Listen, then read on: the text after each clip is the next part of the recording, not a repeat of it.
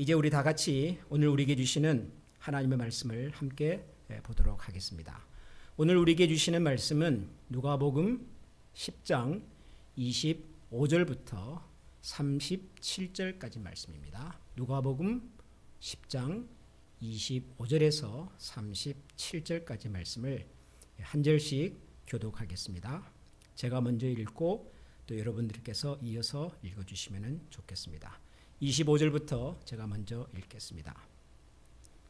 어떤 율법 교사가 일어나 예수를 시험하여 이르되 선생님, 내가 무엇을 하여야 영생을 얻으리이까?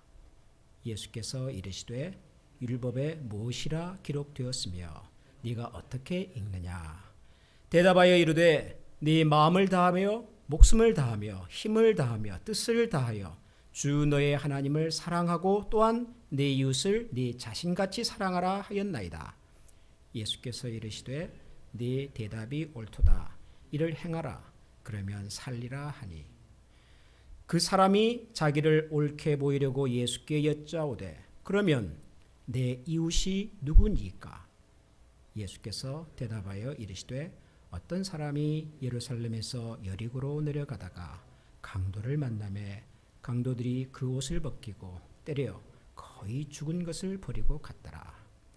마침 한 제사장이 그 길로 내려가다가 그를 보고 피하여 지나가고 또 그와 같이 한 레위인도 그곳에 이르러 그를 보고 피하여 지나가되 어떤 사마리아 사람은 여행하는 중 거기 이르러 그를 보고 불쌍히 여겨 가까이 가서 기름과 포도주를 그 상처에 붓고 싸매고 자기 짐승에 태워 주막으로 데리고 가서 돌보아 주니라. 그 이튿날 그가 주막 주인에게 데나리온 둘을 내어주며 이르되 이 사람을 돌보아 주라. 비용이 더 들면 내가 돌아올 때 갚으리라 하였으니 네 생각에는 이 세 사람 중에 누가 강도 만난 자의 이웃이? 다 같이 읽겠습니다. 이르되 자비를 베푼 자니이다. 예수께서 이르시되 가서 너도 이와 같이 하라 하시니라. 아멘. 성경을 읽어보면 굉장히 유명한 그리고 익숙한 이야기들이 이렇게 많이 있습니다. 구약 성경을 펼쳐서 읽어보면 하나님께서 천지를 창조하신 이야기부터 시작을 해서 노아의 홍수, 모세가 이스라엘 백성들이 이끌고 또 출애굽한 이야기, 다윗이 골리앗을 무너뜨린 이야기, 아주 흥미롭고 유명한 이야기들이 많이 있습니다. 신약 성경으로 들어와도 역시 우리가 익히 잘 알고 있는 유명한 이야기들이 많습니다.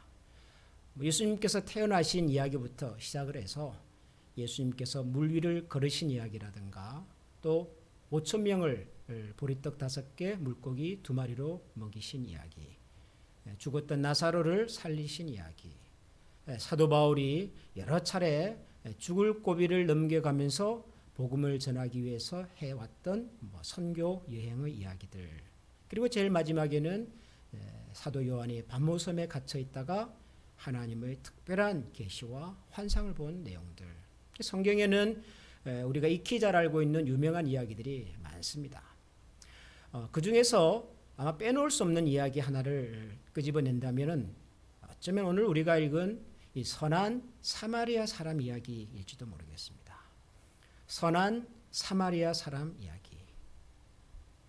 어느 날 여행을 하다가 강도를 만나서 모든 것을 빼앗기고 그리고 쓰러져 있던 한 사람을 제사장도 그냥 지나가 버리고 레위인도 그냥 지나가 버리고, 그런데 사마리아 사람이 그 곁을 지나가다가 강도 만난 사람을 잘 돌보아 주었다는, 그리고 비용이 더 들면 나중에 더 줄 테니까 안전하게 이 사람을 잘 고쳐달라고 치료해달라고 얘기했다는, 바로 이 선한 사마리아 사람 이야기. 아마 이 이야기는 성경에서 우리가 빼놓을 수 없는 아주 유명하고 또 교훈적인 이야기 중의 하나일 겁니다. 선한 사마리아 사람이라고 하는 단어가 만들어질 만큼 Good Samaritans,라고 하는 용어가 있지 않습니까? 우리 교회에서도 해마다 추수감사절 그리고 성탄절을 앞두고 제3세계 어린이들에게 슈박스에 크리스마스 선물을 만들어서 보내는 이 일을 하는 단체가 바로 Good Samaritan Purse라고 하는 단체입니다.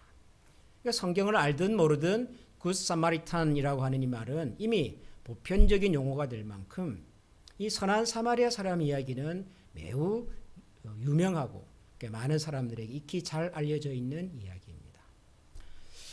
근데 저도 이 선한 사마리아 사람에 관한 이야기를 읽기도 하고 듣기도 하고 설교도 여러 번 해왔습니다마는 어느 순간 이 선한 사마리아 사람 이야기를 읽다가 이런 생각이 들었습니다. 왜 하필이면 사마리아 사람일까? 이 이야기에 등장하는 사람들을 가만히 살펴보면 우선 강도 만난 사람이 있고요. 그 사람은 특별한 설명이 없지요. 그 다음에 그 강도 만난 사람을 보고 지나가 버렸던 두 사람, 제사장과 레위인. 그리고 등장하는 사람이 사마리아 사람입니다. 그리고 이야기 구조로 보면 강도를 보고도 그냥 지나가 버린 제사장과 레위 사람은 쉽게 말하면 나쁜 쪽입니다. 나쁜 사람인 거죠. 사마리아 사람은 강도를 만난 사람을 보고 그냥 지나가지 않고 최선을 다해서 도와준 좋은 사람이죠. 말 그대로 선한 사마리아인입니다. 그런데 여러분, 이 이야기 속에서 왜 선한 역할을, 선한 사람의 몫을 사마리아 사람이 했을까요? 제사장이나 레위인도 있는데 왜 제사장과 레위인은 이 이야기 속에서 나쁜 쪽, 악한 쪽의 역할을 맡았고 이 좋은 쪽의 역할을 왜 사마리아 사람이 맡았을까요?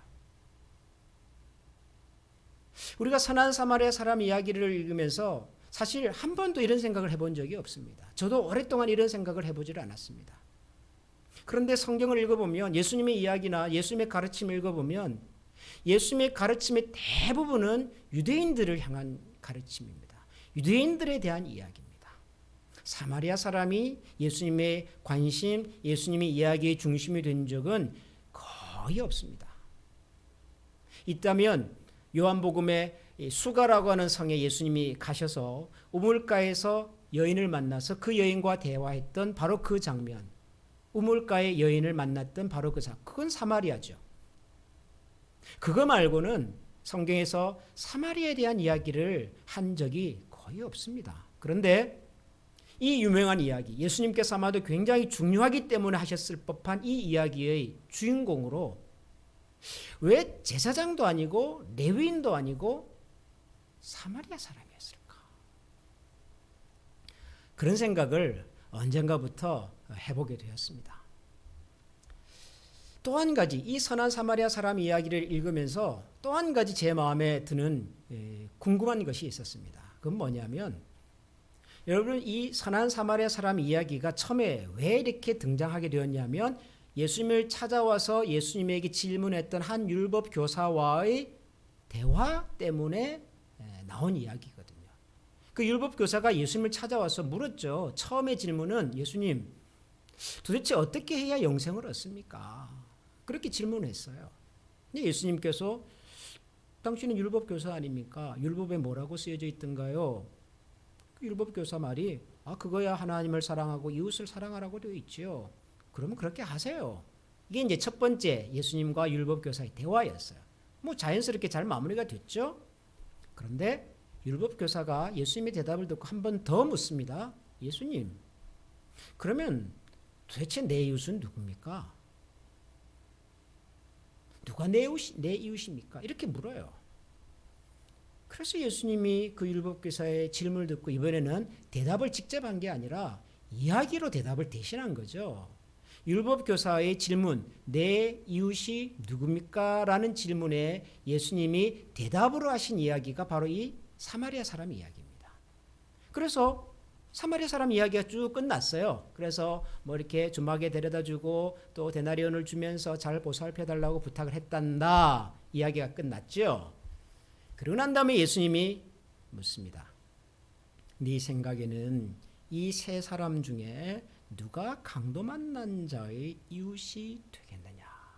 이렇게 물었어요.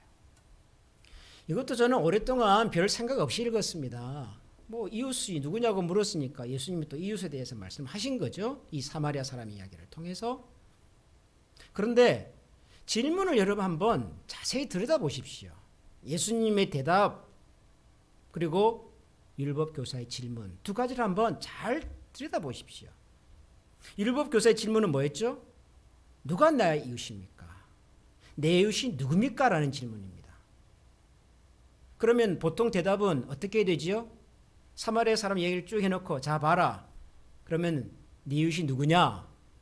저렇게 강도 만난 사람, 어려움을 만나서 자기 스스로는 그 어려움을 극복할 수 있는 힘과 능력이 없는 사람, 약한 사람, 가난한 사람, 병든 사람, 부족한 사람, 뭐 그런 사람들. 그래, 내 이웃은 저런 사람들이다. 이렇게 말을 하면 그건 이해가 쉽죠. 그건 자연스러운 대화예요. 그거는. 그렇죠? 그랬을 거라고 생각을 해왔던 거죠. 우리 모두가. 저도 그렇게 생각을 했고요. 그런데 어느 날 이 예수님의 마지막 질문을 한번 다시 들여다보게 된 거죠. 예수님 뭐라고 그러세요? 네 생각에는 이 세 사람 중에 누가 강도 만난 자의 이웃이 되겠느냐? 이렇게 물었어요. 네 생각에는 누가 이 강도 맞는 사람의 이웃이 되겠느냐라고 물어요. 율법교사는 자기를 중심으로 생각을 했습니다. 예수님, 도대체 내 이웃이 누굽니까? 나를 중심으로 생각해 놓고 내 주변에 여러 사람이 있는데 도대체 누가 내 이웃입니까? 라는 질문이에요. 근데 예수님의 이 또 다른 질문 속에는 뭐예요? 내가 중심이 아니에요. 강도 만난 사람이 중심이에요. 강도 만난 사람의 입장에서 한번 보자. 그렇다면 강도 맞는 사람의 입장에서는 누가 주인이냐라고, 누가 이웃이냐라고 묻는 거예요. 비슷한 얘기 같은데요. 들여다보면 틀려요. 관점도 다르고 의도도 다르고 예수님과 이 율법 교사의 이 접근 방식, 이웃에 대한 접근 방식이 완전히 다르다는 것을 알 수 있어요. 그래서 이 이야기가 어쩌면 우리가 익히 알아왔던 그 이야기 외에도 또 다른 예수님의 생각과 또 숨겨져 있는 교훈이 있을지도 모르겠구나. 이런 생각을 하게 되는 거죠. 사마리아 사람 이야기는 누가 뭐라고 해도 우리 주변에 어려움을 가진 사람, 약한 사람, 힘든 사람을 돌아보아야 한다라고 하는 교훈을 주는 것이 맞습니다. 그건 아주 기본적이고 분명한 메시지예요. 근데 그것만이었을까? 그것뿐이었을까? 우리가 살면서 우리 주변에 힘들고 연약한 사람들을 돌아봐야 된다. 과연 그 얘기를 위해서 예수님이 이 사마리아 사람 이야기를 한 걸까? 예수님의 이 마지막 질문을 보면서 우리가 놓치고 있는 것이 있을 수도 있겠구나. 그런 생각을 하게 됐습니다. 사마리아 사람 이야기. 그래서 오늘 이 이야기를 한 번 더 들여다보려고 그래요. 과연 예수님은 이 사마리아 사람 이야기를 통해서 우리에게 무슨 얘기를 하고 싶으셨을까? 아니, 그날 그 현장에 있었던 예수님을 찾아와서 처음에는 어떻게 영생을 얻습니까? 라고 물었고 또다시 내 이웃이 누구냐고 물었던 그 율법 교사에게 예수님은 도대체 무슨 말씀을 하고 싶었을까? 우선 제가 첫 번째 궁금했던 거, 왜 사마리아 사람일까? 이 얘기부터 풀어보겠습니다. 풀릴지 안 풀릴지 모르겠지만 아무튼 한번 풀어보겠습니다. 왜 사마리아 사람일까요? 왜? 제사장, 레위인, 그리고 사마리아 사람.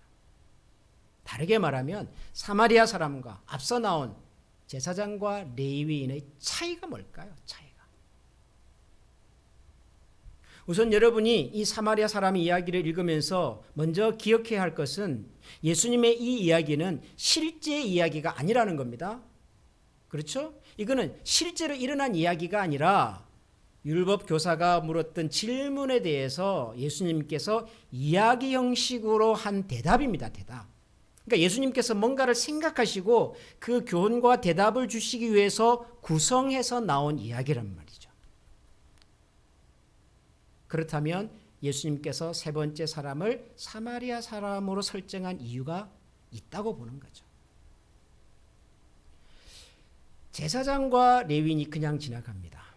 제사장과 레위인이. 근데 여러분, 여기서 또 다른 어떻게 보면 별로 중요하지도 않을 수 있는데 그러나 또 어떻게 보면 중요할 수 있는 질문을 한 가지 제가 더 던져보겠습니다. 강도 맞는 사람은 누구였을까요? 성경에는 없어요. 그냥 강도 만났어요. 강도 맞는 사람은 누구였는데 제사장과 레위인은 그 사람을 보고 그냥 지나가 버렸을까요?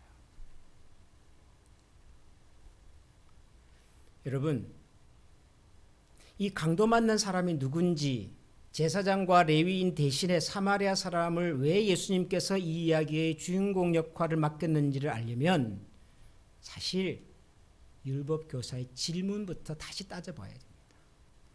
율법교사의 질문이 뭐였죠? 처음에는 영생에 대한 문제였습니다. 대답은 잘 됐어요. 성경이 뭐라고 그러느냐? 하나님과 이웃을 사랑하라고 합디다. 그럼 그렇게 해라. 그러자 율법교사가 또 묻습니다. 그러면 내 이웃이 누굽니까? 물었어요.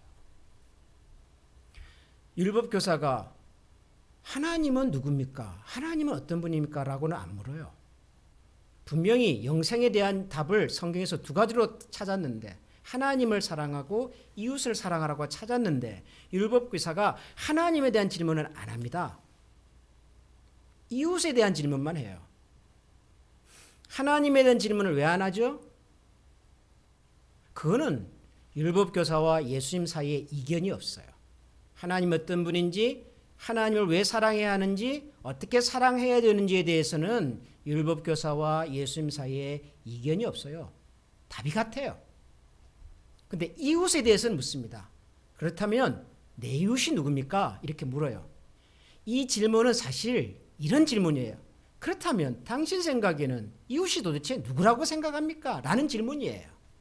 그렇게 질문하지는 않죠. 내 이웃은 누굽니까? 이렇게 묻지만 사실은 당신이 생각하는 이웃은 누굽니까? 라는 질문이라고요. 왜 질문하죠? 율법교사가 생각할 때 예수님이 생각하는 이웃의 개념이 자기가 생각하는 이웃의 개념과 다른 거예요. 예수님이 생각하는 이웃의 개념이 자기가 생각하는 이웃의 개념과 다를 뿐만 아니라 예수님이 생각하는 이웃의 개념은 자기가 알고 있는 이웃의 개념에 의하면 틀린 답이에요. 그래서 이 율법교사가 예수님에게 두 번째 질문을 할 때 성경은 이렇게 기록을 합니다. 이 율법교사가 자기를 29절이죠. 그 사람이 자기를 옳게 보이려고 예수께 여짜오되 그러면 내 이웃이 누굽니까? 이렇게 물어요. 내가 이 질문을 통해서 내가 예수님보다 더 의롭다, 더 정확하다, 더 낫다라고 하는 것을 확인하기 싶어서 그래서 하는 질문이에요. 예수님이 이 질문에 뭔가 대답을 할 거예요. 그죠?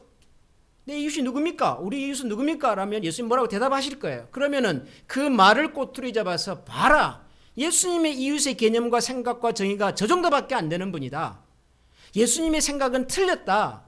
나는 율법교사다. 나는 율법을 전공한 사람이다. 나는 하나님의 말씀을 잘 아는 사람이다. 하나님의 말씀에 의하면 이웃은 이런 사람이다. 이것이 맞지 않냐? 라는 사실을 증명하고 싶은 거예요. 증명하고. 내가 옳다라고 하는 것을. 내가 의롭다고 하는 것을. 여러분 이해되십니까? 지금 이 율법교사가 예수님께 내 이웃이 누굽니까? 라는 질문. 그러면 전통적으로 유대인의 이웃은 누구죠? 유대인의 이웃은 유대인입니다. 유대인의 이웃은 절대로 이방인이 될 수가 없습니다.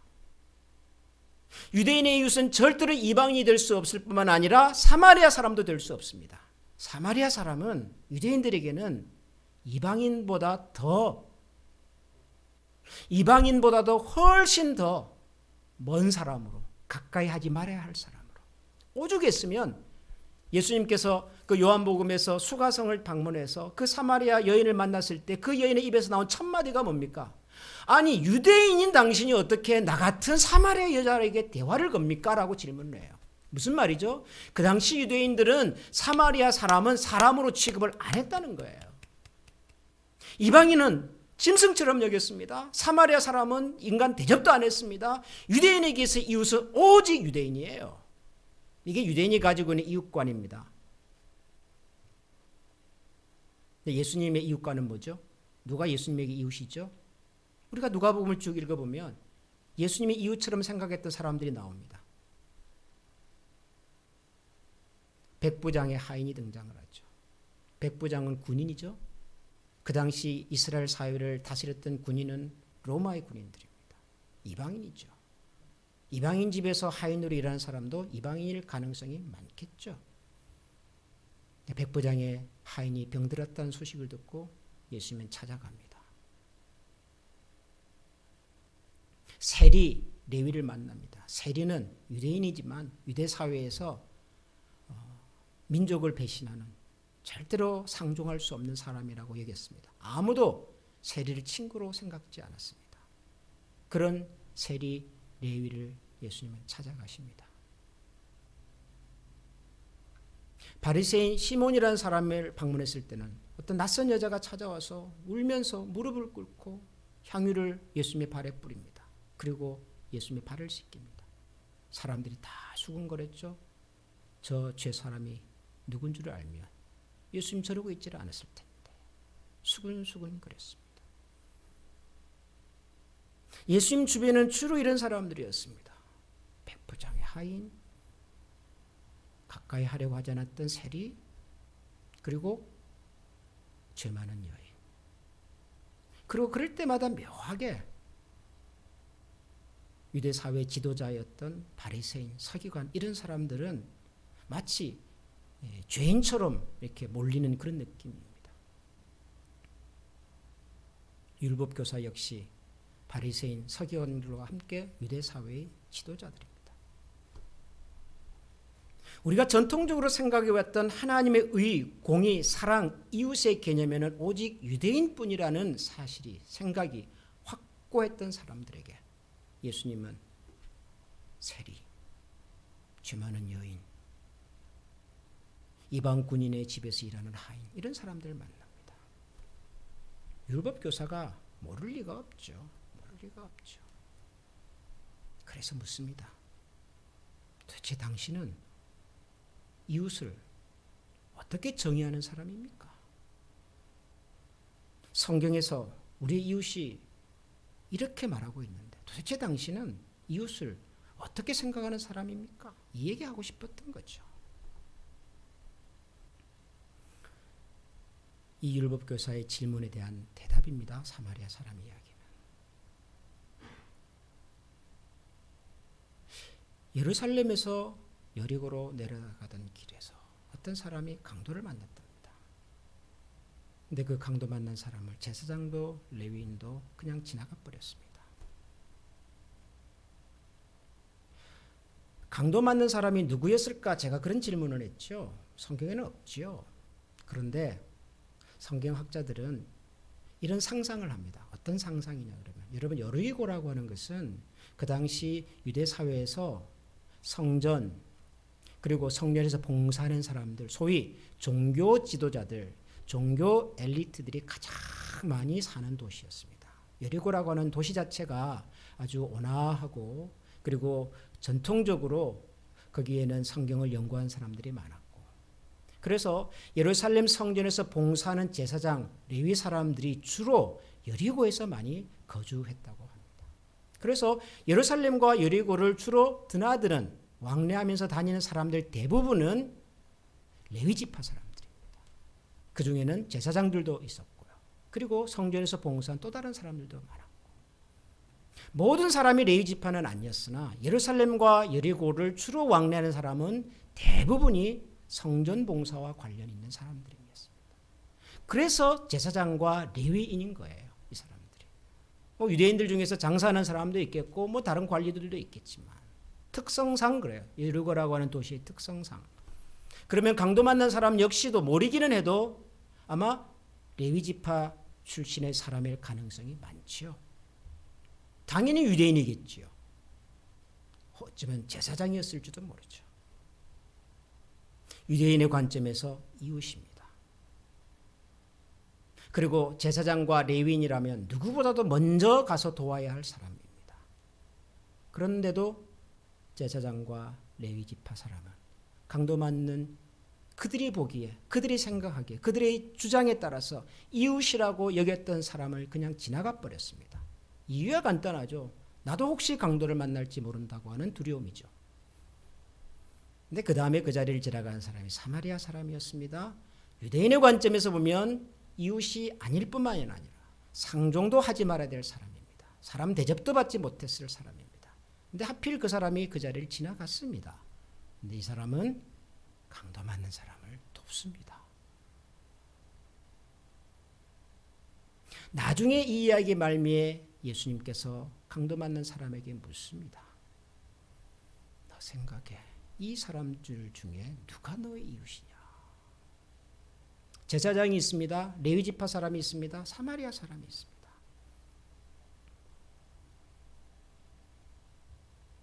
누가 이웃이죠?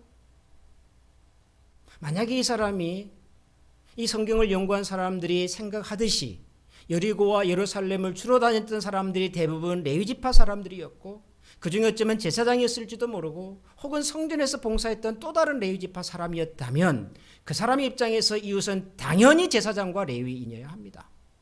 유대인의 이웃은 유대인이니까요. 어떻게 유대인의 이웃이 사마리아 사람이 될 수 있습니까? 그러나 이 이야기에서의 이웃은 너무도 분명합니다. 이 이야기 속에서의 이웃은, 강도 만난 사람의 이웃은 제사장이 아니라 레위인이 아니라 사마리아 사람입니다. 유대인들로부터 사람 대접을 받지 못했던 사람. 아니 유대인인 당신이 어떻게 사마리아 사람의 나한테 대화를 겁니까? 라고 말했던 그 유대인. 그 유대인들의 입장에서 볼 때는 전혀 이웃의 범주에서 들어갈 수도 없었던 사람. 그 사람이 나의 이웃이라고 말합니다. 강도 맞는 사람. 여러분 누가 우리의 이웃입니까? 우리 주변에 우리가 도와야 될 사람이 누굽니까? 그렇게 보지 말아야 합니다.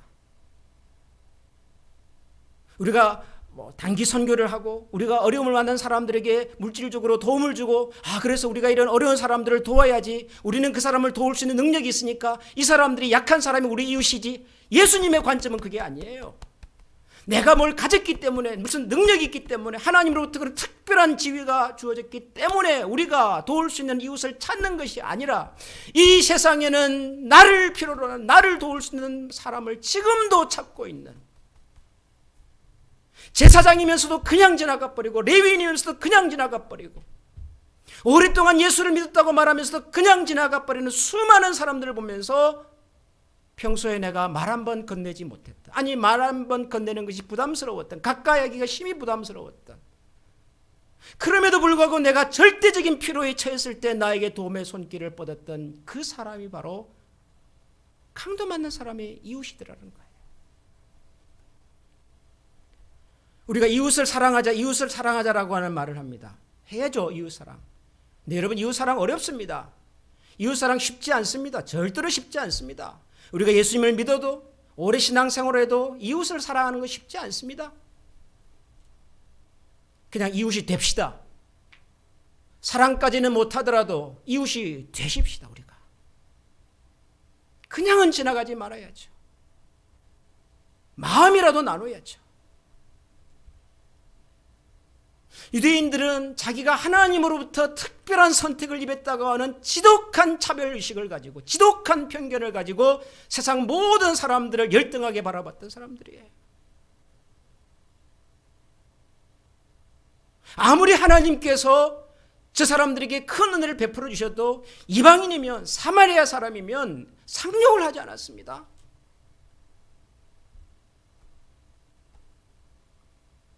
이 율법 교사는 도대체 뭘 믿고 예수님 앞에 나와서 자기가 더 어렵다는 생각을 했을까요?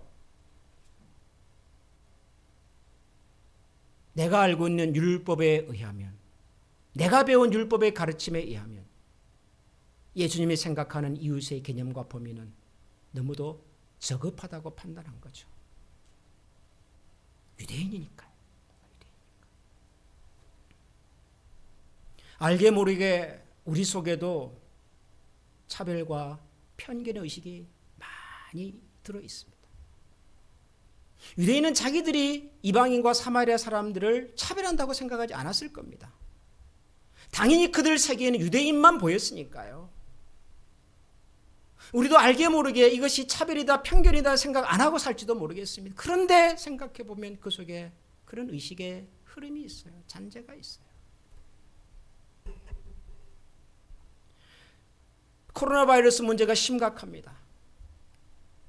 어제 기준으로 미국에서 확진자가 이제 2만 5천 명을 넘었다 그러고요.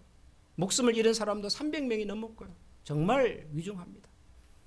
그래서 이 위기를 극복해 보려고 대통령께서 매일 백악관에서 브리핑을 하시잖아요. 너무 위중한 상황이니까 대통령의 말씀 한마디가 전체 국민들에게 큰 영향력을, 파급 효과를 미칩니다.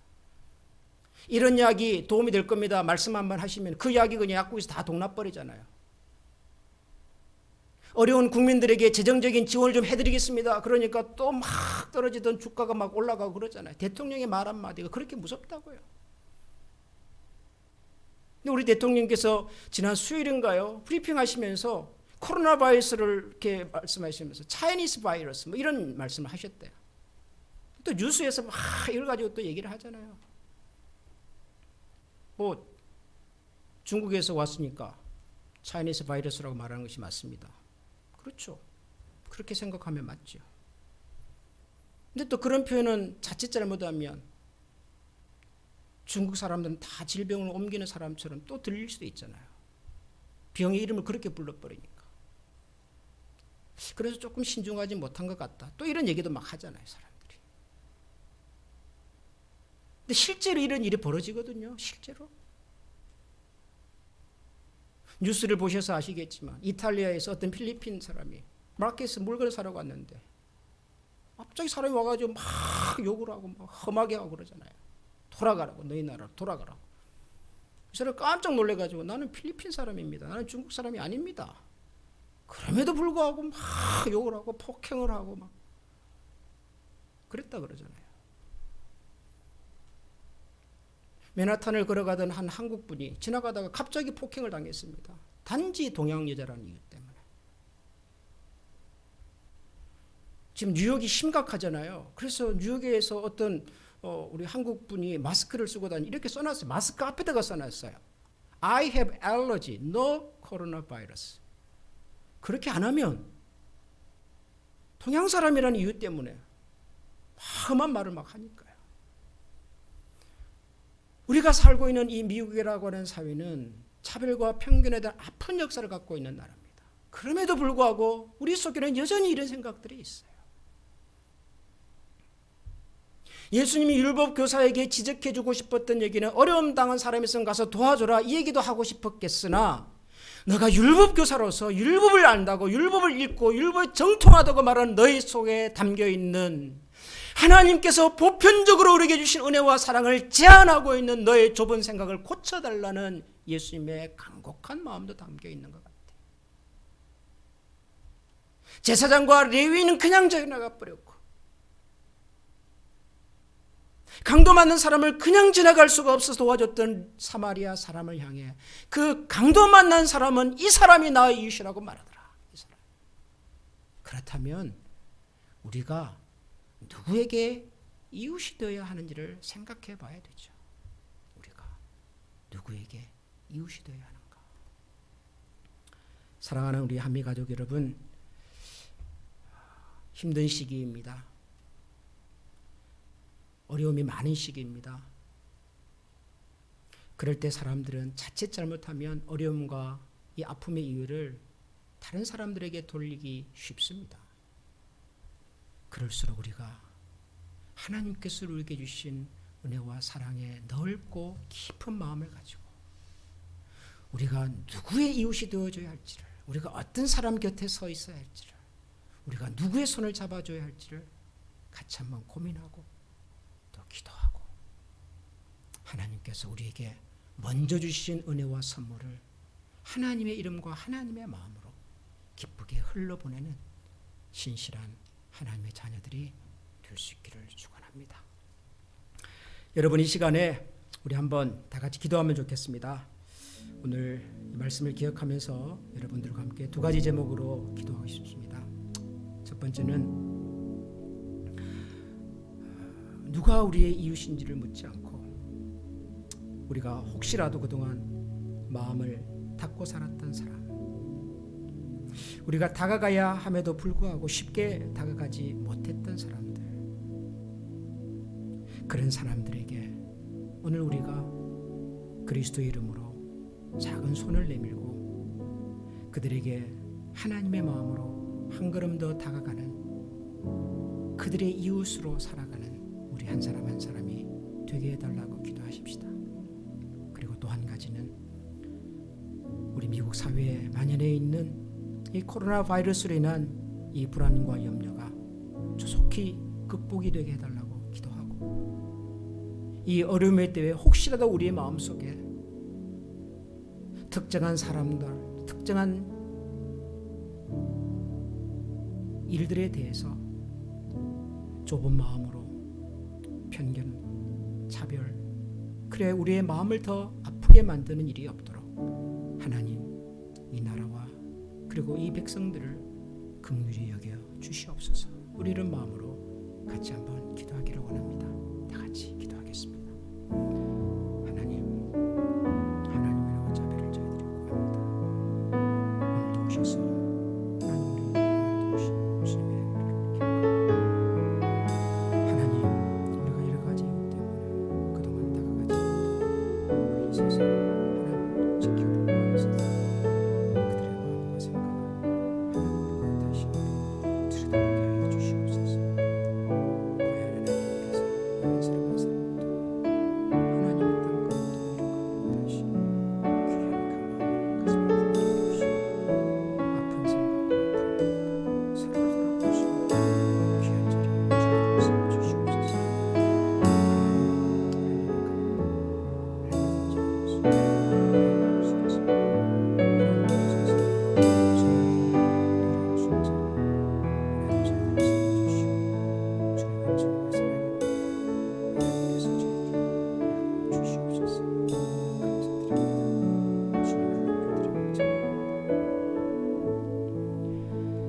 하나님 아버지, 우리는 오랫동안 우리가 누군가를 도와줘야 한다고, 우리가 도울 수 있는 힘과 능력을 가지고 있다고 생각하며 살아왔지만 하나님 그것조차도 어쩌면 우리가 가지고 있는 좁은 생각에 불과했는지도 모르겠습니다. 우리가 임의로 만들어 놓은 우리 이웃과 우리 친구의 울타리와 범주를 오늘 이 말씀을 읽으면서 하나님 앞에 무릎 꿇고 다시 한번 그 문의 빗장을 열어보려고 합니다.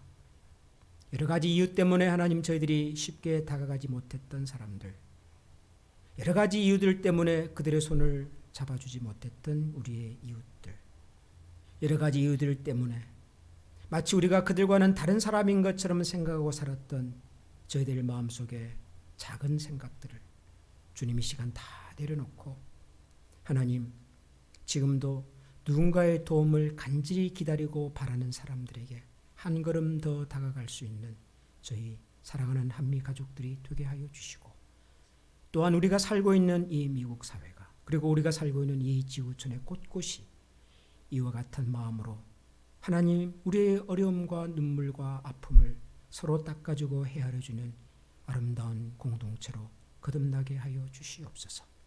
우리가 지금 당하고 있는 이 어려운 상황과 환경들을 잘 헤쳐나갈 수 있는 마음을 우리 모든 국민들에게 허락해 주시고, 그리고 지도자들의 마음에도 지혜를 더하여 주옵소서. 우리 구주 예수 그리스도 이름으로 기도합니다. 아멘.